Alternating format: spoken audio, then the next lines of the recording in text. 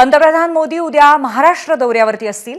खारघरच्या ISKCON मंदिराचं उद्या पंतप्रधान मोदींच्या हस्ते उद्घाटन होणार आहे। खारघरमधलं इस्कॉन मंदिर देशातलं दुसरं सर्वात मोठं मंदिर असेल। याचाच आढावा घेतला आमचे प्रतिनिधी विनायक पाटील यांनी।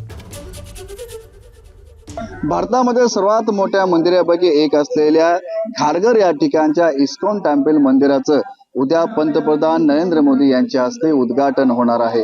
खारघर या ठिकाणच्या पारसखील डोंगररांगाच्याच बाजूला भव्य असे हे मंदिर उभा करण्यात आलेलं आहे।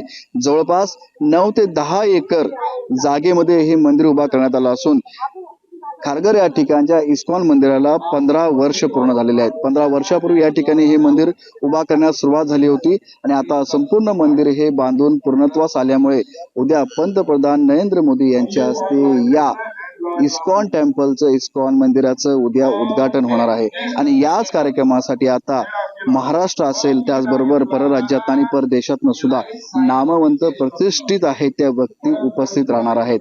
काही वाहतूक व्यवस्था आहे त्याच्यामध्ये सुद्धा बदल करण्यात आला असून खारघर या ठिकाणी एंट्री पॉइंट आहे त्या एंट्री पॉइंट वरून तळोजापर्यंतचा जो हा रस्ता आहे तो सुद्धा उद्या दुपारपर्यंत संध्याकाळपर्यंत बंद राहणार आहे। त्यामुळे आपण पाहतो की या आता भव्य अशा सुंदर आकर्षक इस्कॉन टेम्पलचं उद्या मोदी यांच्या हस्ते उद्घाटन होऊन झाल्यानंतर या ठिकाणी संपूर्णपणे या सोहळ्याला भारतभरातनं भाविक उपस्थित राहणार आहेत। विनायक पाटील, एबीपी माझा, नवी मुंबई।